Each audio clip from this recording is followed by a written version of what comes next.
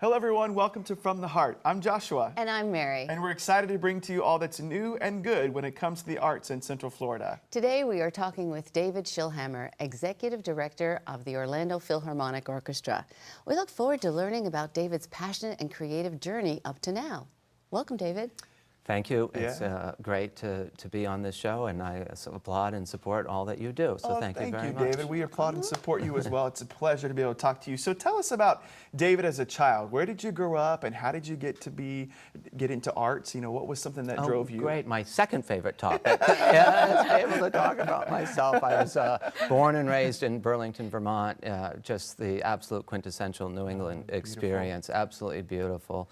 All 4 seasons. It was an idyllic place to grow up. And after I had to abandon my dreams of going to the Olympics as a cross-country skier, which is really what I wanted to do, I fell into music and found that I had a little knack for it and pursued music throughout high school. How did you fall into music? How did that happen? It just, it's 4th grade recorder. Okay. Wow, so those recorders do work. Yes, it is a gateway to the rest of the music. Yes. When I was, this is so silly, but when I was asked to play the Christmas solo out in front of the recorder ensemble and played it, and I was out there, I knew that this was the thing for me. And so I just kept involved in music all the way through and became a pretty good bassoonist.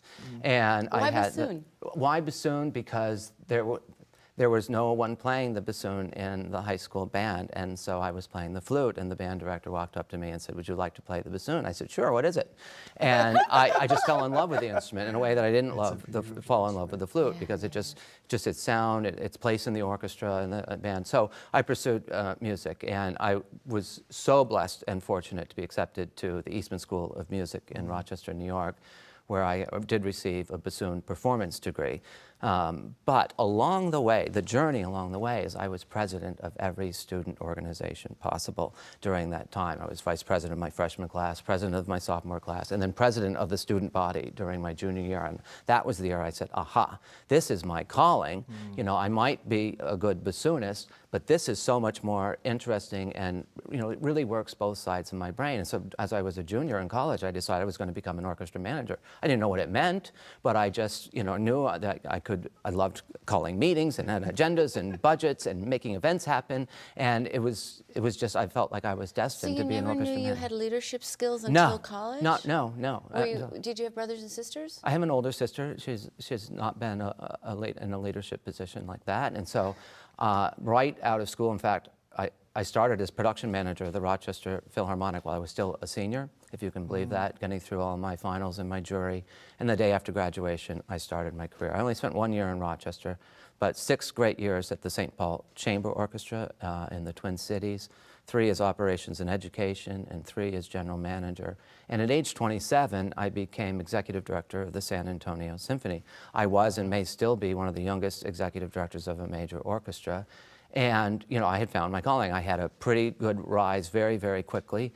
And I spent 6 years in San Antonio. And then I got called by the Orlando Philharmonic. And I thought there was something special and unique here, in particular about the shared governance with the musicians. And when was this? This was in 1999.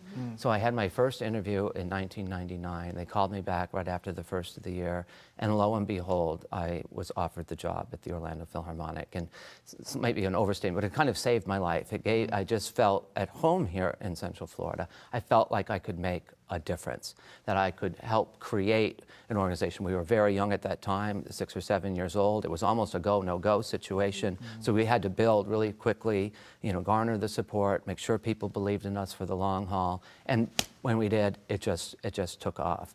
And so I've been so proud to serve the Orlando Philharmonic and serve the Central Florida community for all these years. I've watched not only the Philharmonic grow, the entire cultural community grow, and of course, watching the city grow right before our very eyes. How do you feel like you've made a difference, David? Because we know that you have great accomplishments that have happened with the orchestra.